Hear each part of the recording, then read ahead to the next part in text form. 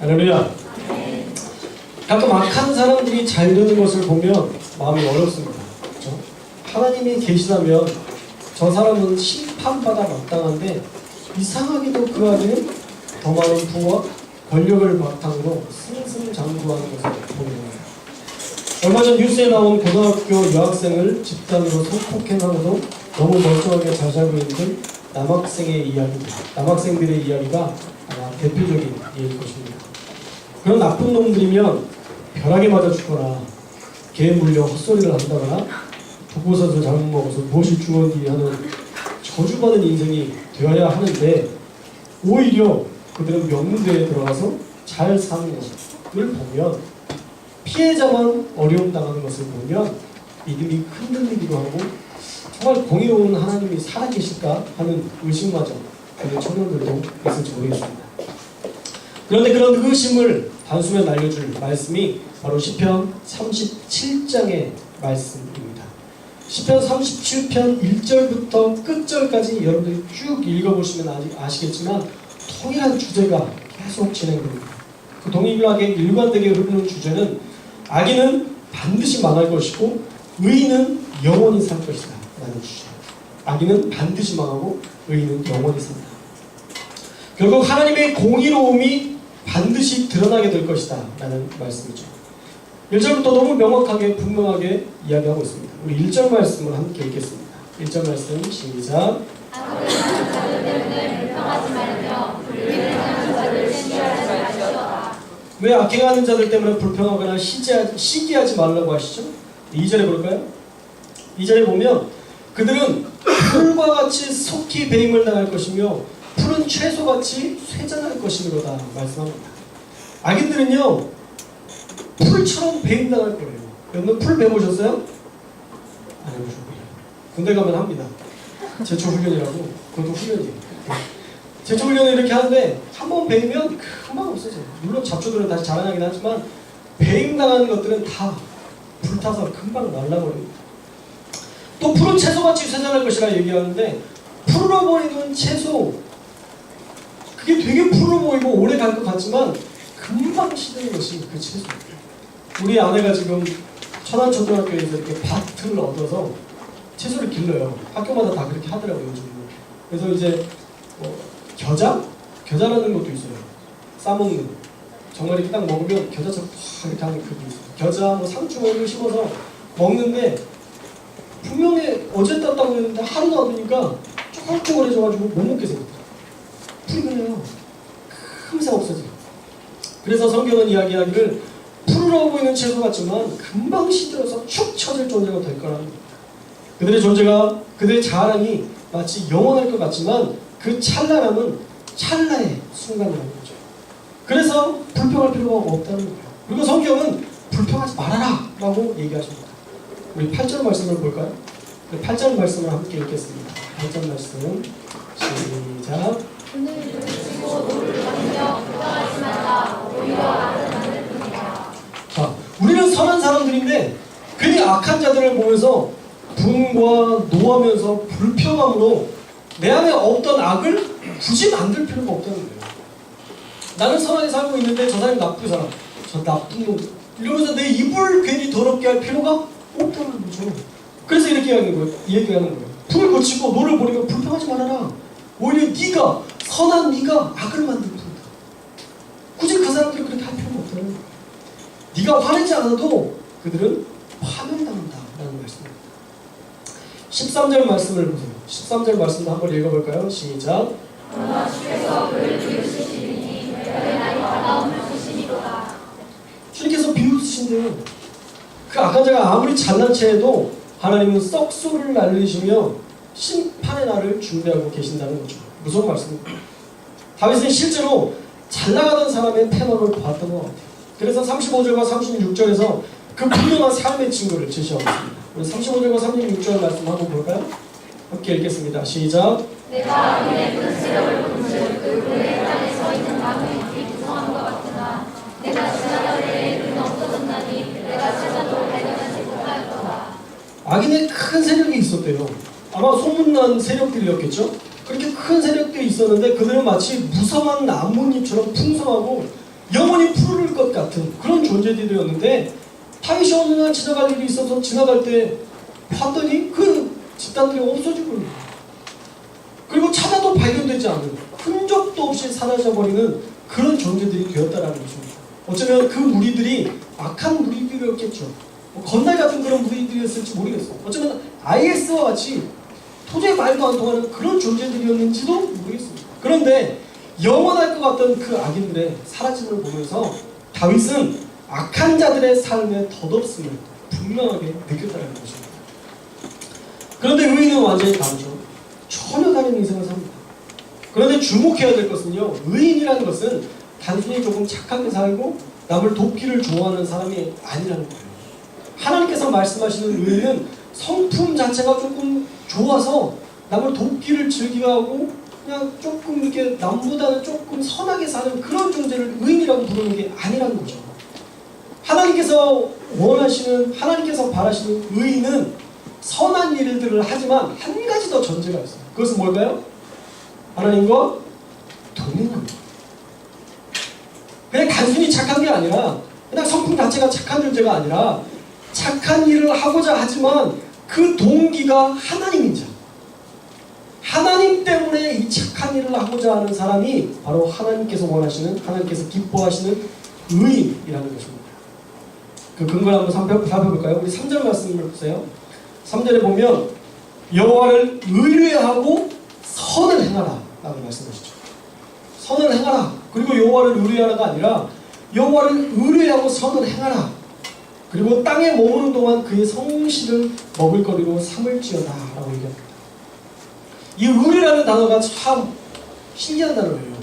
이 의뢰라는 단어는 바타흐라는 말인데, 바타흐, 이 히브리어는요, 신뢰하다, 조심하지 않다, 희망을 걸다 라는 뜻이 있어요. 의뢰, 신뢰하는 건데 왜 조심하지 않다 라는 뜻이 있을까? 그런 생각이 들었었는데 다시 한번 생각해 봤을 때 무모할 정도로 조심하지 않고 주님을 신뢰해버리는 그런 상태를 얘기합니다. 오늘 말씀의 제목이 뭐였죠? 무모하게 신뢰하기. 무모하게 신뢰하기. 네? 그렇게 믿어버리는 거예요. 마치 아이가 침대에서 아빠를 향해 안아줄 거라고 믿고 뛰어내는 모습과 같습니다. 예전에 우리 예건이가 침대에 있었는데 저랑 눈이 마주쳤어요. 내가 뛰라고 하지도 않았어요. 그냥 눈이 마주쳤는데 얘가 갑자기 몸을 저한테 던지더라고요. 얼마나 놀랬겠어요. 얘가 뛸 거라는 예상조차 못하고 있었는데, 물론 놀 때는 그렇게 뛰면서 놀았죠. 제가 평소 때 그렇게 놀아주긴 했어요. 야 뛰어! 잡을게 이렇게 해서 이제 했는데, 이렇게 그냥 가만히 있다 이렇게 딱 눈이 발견됐는데 갑자기 몸을 던지더라고요. 저도 뭐 그래도 운동신경이 좀 있으니까 순식간에 발이 떨어지기 전에 낚아채긴 했어요. 낚아채면서 찰나의 순간으로 제가 아는 기억이 있습니다. 아빠가 늘 안아줬으니까 언제든 안아줄 거라는 완벽한 신뢰, 그 조심성 없는 믿음, 완전히 믿어버리는 믿음을 그가 가지고 있었다는 거죠. 우리도 하나님을 향해서 우리에게 과거에 보여주셨던 그 많은 은혜를 기억해서 우리도 그런 무모한 신뢰를 드릴 수 있어야 됩니다. 하나님을 향한 바타흐, 조심성 없는 신뢰, 무모한 신뢰가 저와 여러분에게도 있기를 소망합니다. 사실 이 시간에 이렇게 예배드리러 오는 정도의 믿음이라면 하나님을 신뢰하는 귀한 믿음이 우리 모두에게 있는 줄 믿습니다. 그런데 혹시 여러분의 마음 가운데 더 순수한 믿음이 있기를 원하는, 그리고 그런 믿음에 대해서 자각하는 분들이 있다면 우리 계속적으로 더 큰 믿음을 달라고 기도하실 수 있었으면 좋겠고요. 그 믿음을 위해서 여러분들 주님께 더 깊은 교제 가운데 나아가기를 소망합니다. 그리고 또 하나 4절에서 보면요, 여호와를 기뻐하고 5절에서는 내 길을 여호와께 맡기라, 그를 의지하면 그가 이루실 것이다 라고 말씀하시면서 전적인 신뢰 속에서 하나님을 향한 절대적인 믿음 가운데에서 선한 일을 하라라고 얘기하고 있죠. 단순히 착하게 사는 걸 말하는 게 아니에요. 하나님을 전적으로 신뢰하면서 그분을 기뻐하고 모든 것을 맡기며 선을 따르고 성실히 사는 것, 이것이 바로 의인의 삶이라는 것입니다. 이제 의문이 생기죠? 어떻게 그렇게 살 수 있죠? 라는 질문이 이제 물음표로 하나씩 떠오르는 분들이 있습니다. 아니 지금 같은 시대에 어떻게 하나님만 바라고 살 수 있습니까? 하나님 믿는다고 하나님이 제 직장, 제 스펙을 쌓아주시나요? 하는 질문들 하게 되죠? 그렇지 않나요? 안 하시는 여러분 대단하십니까? 그런 질문 뭐 안 하셔야죠. 근데 하셔야 됩니다. 그래야 다음 설교로 진행이 되고 설교가 짧아질 수 있습니다. 그런 질문들을 가끔 하게 돼요. 신학생들은 지금 이게 스펙이죠. 이 사역을 감당하는 그 자체가 스펙이고 이렇게 쌓이지만 그 외의 분들은 아마 어쩌면 어려우실 수 있어요. 그렇게 모든 것들을 완벽하게 맡기고 조심성 없이 주님을 믿는 것 쉽지 않은 일일 수 있습니다. 그런데 여러분, 하나님은 여러분의 모든 것을 책임지실 수 있는 분이에요. 할렐루야. 네. 아니 생명을 주신 분이 하나님이신데 여러분의 가진 소유를 책임져 주시지 못하겠어요? 너무 약한 믿음 아니에요? 하나님은 얼마든지 여러분의 모든 것들을 책임지실 수 있는 분이시고 여러분들이 무모하게 주님을 신뢰하면 주님은 더 무모하게 여러분들을 사랑하세요. 하나님이 얼마나 무모하신지 보여주실 거예요. 3절에서 5절에서 살펴봤듯이 영화를 바탕 조심성 없이 전적으로 신뢰해도 우리가 손해보는 것은 전혀 없습니다. 하나님은 그 조심성 없는 믿음을 기뻐하세요. 지난주에 한 청년이 첫 열매를 첫 봉급을 무명으로 바치는 것 같더라고요. 예전에 한번 설교 때 제가 이야기를 했었죠. 꼭 하라고 하는 건 아니다. 그런데 혹시라도 감동을 주시면 그렇게 한 번쯤 해도 좋겠다. 그렇게 권면을 했었는데 한 청년이 무명으로 했습니다. 자기가 드린 첫 헌금을 이름도 밝히지 않고 참 감사했어요. 그렇게 도전할 수 있는 용기가 감사했습니다. 우리가 무모하면요 하나님은 더 무모하게 채우세요. 우리의 무모함보다 더 크게 채우시고 인도하세요. 저도 대학교 들어가기 전에 50일 아침 금식을 했습니다. 수능 준비를 하면서 사실 그때 제일 공부를 많이 해야 될 때고 제일 밥을 잘 먹고 컨디션 조절을 잘 해야 될 때인데 때인데 50일 금식한다는 건 쉽지 않았어요. 그러나 50일 아침 금식을 그날 완전히 들었어요. 수능을 준비하면서 50일 금식한다는 거, 아침 금식을 한다는 거 무모한 일이죠. 그리고 성경을 이독을 했습니다. 공부해야죠. 성경을 읽어요? 성경 읽으면 수능 수리 점수가 올라가요? 영어 점수가 올라갈까요? 국어 점수가 올라가죠. 많이 읽으니까 독해가 좋아져서 확실히 빨리 이게 국어 성적을 많이 올랐어요. 성경을 이독을 한다는 무모한 게 아닐까요? 서울신대 원서 하나만 썼어요. 선생님이 저를 불러서 하시는 말씀이 야 이 미친놈아 서울신대 하나만 쓰는 게 어딨어. 다른 거 써야지. 떨어지면 어떡하려고. 그래서 제가 그랬어요. 그럼 죄송하지 뭐. 물론 성적이 충분한 것도 있었지만 다른데 기웃기웃하는 게 싫었어요. 그래서 깔끔하게 하나 써서 붙었어요. 신기하게 우리 동기들 98년 98학번 우리 동기들이 너무 많은 것 같네요. 아까 93 동기라고 그래서 깜짝 놀랐어요. 93 학번 형들이었어요. 93년생인 거잖아요. 깔끔하게 어쨌든 서울신대만 써서 붙었는데 우리 동기들이 대부분 붙었어요. 정말 소심지어였어요. 서울신대 역사상 4.32대 1이 한 번도 없었는데 우리 때 정말 소심지어였고 빠지는 사람들이 별로 없었어요. 미친 거죠. 그때에 오직 하나만 보고 무모하게 도전한다는 거 미친 거예요. 그런데 그 하나님은 그 금식을 기뻐하셨고요. 말씀을 향한 사모함을 흡족해 하셨고요. 그리고 신학교에 가고자 하는 분명한 소신을 하나님께서 기쁘게 여기셔서 지금까지 시험 봐서 떨어져 본 적이 없습니다. 놀랍죠? 제가 성적이 좋은 사람은 아니에요. 그냥 중간 이상? 이 정도 그냥 못하는 정도는 아니고 그냥 그 정도 수준은 됐었는데 또 이력서 내서 안 되는 적도 거의 없습니다. 장안교회 여기 올 때도 경쟁률이 대단했어요. 한 번에 목사님께서 면접을 봤어요. 면접을 보시고 제 그 전에 있었던 교회 사역의 그 시기가 너무 짧아서 사실 안 될 수도 있겠다는 생각을 했는데 목사님께서 면접을 보시더니 그럼 8월달에 당장 올 수 있도록 그렇게 하자고. 아 이게 목사님. 그러고 나서 나왔는데 이제 김철 목사님이나 정주영 목사님이나 어떻게 얘기됐어요? 그래서 8월달에 오라는데요? 근데 다들 깜짝 놀랐어요. 그래요? 목사님이 그렇게 한 번에 오케이 하시는 분이 아닌데 좀 더 생각해 보시고 늘 이러면서 이렇게 하셨었는데 한국 사람이 되게 신기하네. 왜 그랬을까요? 제가 잘나서 그랬을까요? 아니요. 전 제 무모함을 하나님께서 보셨다는 믿음이 있어요. 제가 무모하게 주님을 사랑했던 그 모든 것들을 하나님께서 여전히 기억하시고 나를 돕는다는 분명한 믿음이 있어요. 예전에도 한번 그런 고백했죠. 너무 착하게 살았어요. 죄 안 짓고.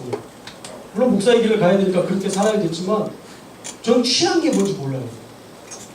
취했다는 단어 자체가 뭔지를 몰라요.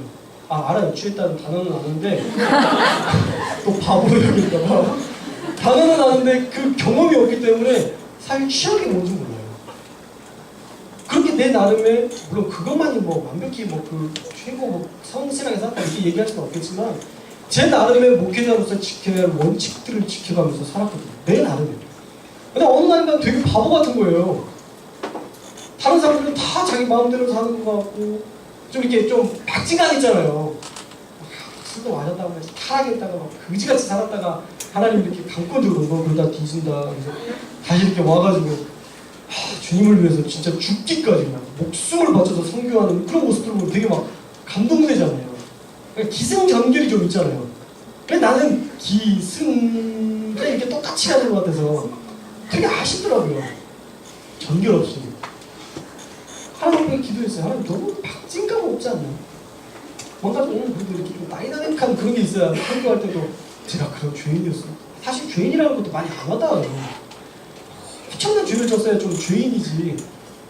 짜잘짜잘한 죄 지어놓고 막 죄인이라고 막 눈물 펑펑 흘리는 게 좀 그랬거든요. 쟤처럼 진짜 내가 아닌 걔처럼 막 그렇게 살아가지고 이렇게 막 나 죄인이라고 이해되는데 사실 나는 그렇게까지는 맨날 나는 어머니 설거지해도 착하게 살았어요. 정말 죄인이라는 생각이 별로 안 들었었어요. 내 나름에 그렇게 신실하게 살았던 것들, 성실하게 살았던 것들 하나님 앞에 기도했어요. 또 바보같이 사는 것 같다. 아니 이거 잘 사는 거냐고. 근데 그때 하나님께서 저에게 주셨던 말씀이 뭐냐면 시험아 내가 너의 그 순수함을 사용할 거다 라는 마음을 주시다. 내가 너의 그 순수함을 들었을 것이다 라는 마음을 주시다. 그래서 모든 것들이 하나님의 은혜라는 고백이 되어지다. 그렇구나. 내가 내 나름의 성실하게 신실하게 살았던 이 모든 것들이 하나님을 기쁘시게 하는 도구가 될 거야. 도구가 될 수 있구나. 이것이 더 큰 능력이 될 수 있구나 라는 것을 알게 됐어요. 사랑하는 여러분, 하나님 앞에 무모해 보세요. 늘 무모하라는 건 아니에요. 정말 늘 무모한 사람도 있어요. 그러지 마세요. 무조건 무모해. 무모한 게 믿음이라고 생각하는 분들도 있는데 그렇지 않아요. 응답 받은 것에 대해서 무모하실 수 있었으면 좋겠어요. 그러니까 하나님이 말씀하시는 것에 대해서 무모할 수 있었으면 좋겠어요. 어떤 분은 하나님 앞에 뭘 드리고 집을 다 드리고 뭐 그래요. 물론 좋아요. 근데 나중에 찾으러 오시는 분이 있어요. 잘못 드린 것 같다고. 그럼 다시 이렇게 내주는 경우도 있어요. 교회가 냈으니까 안 됩니다. 이러고 있어요? 한 번 냈다고 그러면 다시 돌려드려야죠. 그런 경우도 있어요. 응답 받고 하나님이 감동 주셔서 그럴 때 그렇게 한 번씩 무모하는 건 괜찮아요. 그러나 매번 무모하는 것은 믿음이 아니라 어떤 그것도 좀 중독 같은 게 중독. 중독 같은 게 있어요. 기부하는 사람들도 약간 중독처럼 되거든요. 내가 뭔가를 낸다는 것을 다른 사람들이 알아줄 때의 희열이 있어서 그렇게 하는 경우들이 있는데 제가 모든 것들을 기부하는 사람들에 대해서 그렇게 얘기하는 거 아니에요.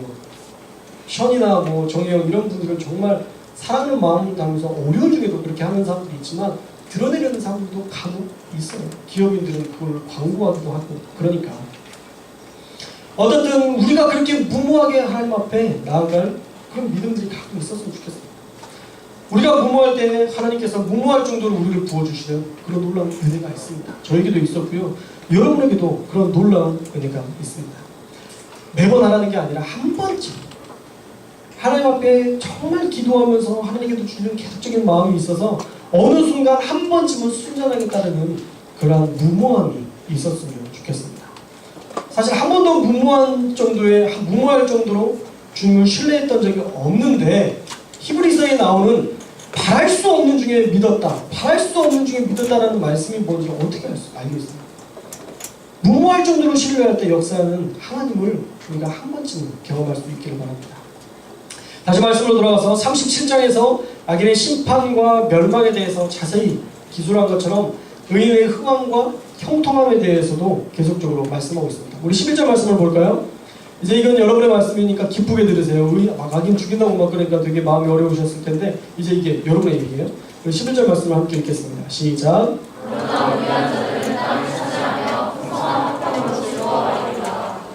온유한 자들은 땅을 차지하고요 풍성한 화평으로 즐거워하게 돼요. 하나님을 믿는 믿음으로 바탕으로 한 의인들은요 땅을 차지하게 돼요. 성경에서 땅을 차지한다는 말은 그냥 부동산을 내가 얻었다 그런 의미가 아니라 하나님께서 그를 계속적으로 축복한다는 축복의 의미가 있는 거예요. 땅이 있으면 그 땅은 그 후손들에게 계속적으로 되물림되듯이 또 이스라엘에게 있어서 땅이 있다는 것은 하나님의 백성, 하나님께서 그를 책임져 주신다는 그런 의미가 있는 거예요. 그 자손이 끊어지지 않는 축복된 가문임을 명시하는 것입니다. 그래서 22절에서도 주의 복을 받은 자들은 땅을 차지하고 주의 저주를 받은 자들은 끊어지리로다 라고 말씀하고 있죠. 그런 이유인 거예요. 악인의 사례처럼 의인의 사례들도 다윗은 계속적으로 들으면서 의인은 이렇게 되더라 하면서 조언의 말씀을 계속합니다. 우리 25절과 26절 말씀 보세요. 25절과 26절 말씀에 보면 내가 어려서부터 늙기까지 의인이 버림을 당하거나 그의 자손이 걸식함을 보지 못하였다. 그는 종일토록 은혜를 베풀고 꾸어주니 그의 자손이 복을 받는도다 라고 말씀하고 있습니다. 의롭게 살았는데 버림당했거나 그의 자손이 걸식하는 것을 본 적이 없대요. 그리고 의인은 늘 은혜를 베풀어 주고도 그의 자손이 계속 복을 받는, 더 많은 것들을 부어줄 수 있는 그런 복을 받게 된다라고 말씀하고 있습니다. 왜 이런 복을 누릴까요? 하나님은 선한 손이 그를 돕고 계시기 때문이죠. 그가 하나님의 뜻 가운데에서 귀한 일들을 감당하기 때문에 하나님께서 그와 동행하시면서 그들을 돕고 계시기 때문이에요. 39절 말씀도 한번 봅시다. 39절 말씀 성경 다 있으시죠? 우리 39절 말씀 함께 보겠습니다. 시작. 의인들의 구원은 의인들도 어려움을 당해요. 내가 거룩하게 살고 내가 예수 그리스도를 믿으면 전혀 어려움이 없을 거라고 생각하지 마세요. 오늘 말씀에도 얘기하잖아요. 39절 말씀. 여호와의 구원은 여호와로부터 오나니 그는 환난 때에 의인이지만 그들도 환난을 당한다는 거예요. 여러분들이 믿음을 가지고 살지만 여러분 역시도 어려움을 당할 수 있다는 거예요. 그런데 어려움만 당하고 끝나는 게 아니라 뭐라고요? 구원해 주신다는 거예요. 하나님께서 요새가 되어 주신다는 거예요. 할렐루야. 주님께서 의인들을 향해서 그렇게 돕는 손길로 요새가 되어 주신다는 것입니다. 그렇다면 왜 그렇게 의인들을 도우실까요? 40절 말씀, 결론의 말씀으로 40절 말씀을 함께 읽겠습니다. 40절 시작. 여호와께서 그를 도와 건지시되 악인들의 상황도 구원하시는 그를 의지하게 하나님이다. 하나님께서 의인을 도우시는 이유는, 구원하시는 이유는 바로 그 의인들이 하나님을 의지했기 때문이라 라고 말씀합니다. 그 사람들이 착한 일을 해서가 아니라 하나님을 의지하였기 때문에 하나님께서 그를 도우셨다는 겁니다. 하나님을 신뢰하는 믿음을 보시고 그 의인들을 도우셨다는 것입니다. 결국 우리가 의인이 되는 것도 하나님의 선한 손을 기다릴 수 있는 것도 하나님을 향한 전적인 신뢰가 있을 때 가능하다는 거예요. 내가 착하게 사는 것이 의미 있는 것이 아니라 내가 하나님을 의지할 때 비로소 의인이 될 수 있고 선한 일들도 할 수 있게 된다는 것입니다. 사랑하는 여러분, 여러분은 어떠세요? 하나님을 신뢰하고 계십니까? 정말 이 시대에 너무 악인이 흥왕하고 금수저들만 잘 되는 것 같은, 내가 아무리 노력해도 자수성가할 수 없는 것 같은 이 시대 힘드시죠? 자수성가할 수 있는 확률이 1%에서 2%밖에 안 됩니다. 여러분들이 이제 열심히 해서 자수성가할 수 있는 확률은 1%에서 2%밖에 안 됩니다. 그게 통계예요. 확률적 통계. 그러나 우리가 하나님을 의지하는 믿음 가운데에서 주님과 동행하면서 우리가 성실하게 살아가므로 우리 일들을 감당하면 그 1% 안에 여러분이 들어갈 수 있을 것이고요. 할렐루야. 그 1%의 확률을 여러분들이 들어가서 10%, 20%로 바꿀 수 있어요. 확률이나 상황에 그쳐있는 사람이 되어서는 안 돼요. 그냥 그 통계에 머물러 있는 자들이 되어서는 안 돼요. 우리가 그 통계를 바꿔야 돼요. 할렐루야. 자수성가합시다. 할렐루야. 가진 거 없죠? 없어 보여요. 힘들어 보입니다, 여러분. 다들 밥 먹을 때 플라스틱 수저 쓰잖아요. 다들 금수저는 없잖아요, 그죠? 다 어려운 사람들이에요. 이때에 우리가 전적으로 하나님을 신뢰해서 하나님의 손으로 우리가 하나님의 영광 가운데 선한 일들을 감당할 뿐만 아니라 하나님께서 세우시는 역사들을 우리가 볼 수 있었으면 좋겠습니다. 사랑하는 여러분, 더 큰 믿음으로 세상 가운데 의인으로 살아갈 수 있기를 주님의 이름으로 축원합니다. 우리의 믿음이 조금만 더 무모해졌으면 좋겠습니다. 우선순위가 계속 바뀌어가는 이 시대에 오직 하나님만 우선순위로 여기고 우리가 나아갈 수 있었으면 좋겠습니다. 가끔 설교를 한 이후에 저도 피드백을 좀 받습니다. 청년들이 이렇게 피드백을 한 번씩 해주는데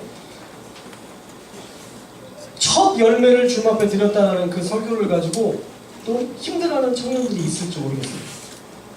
그렇게 해야만 믿음이 있는 것처럼 또 자책할지도 모르겠는데 그렇지 않아요. 말씀을 조금만 더 유연하게 들을 수 있었으면 좋겠어요. 아시죠? 말씀을 들을 때에 그 내용 하나 그러면 안 하면 이건가? 이렇게 듣지 마세요.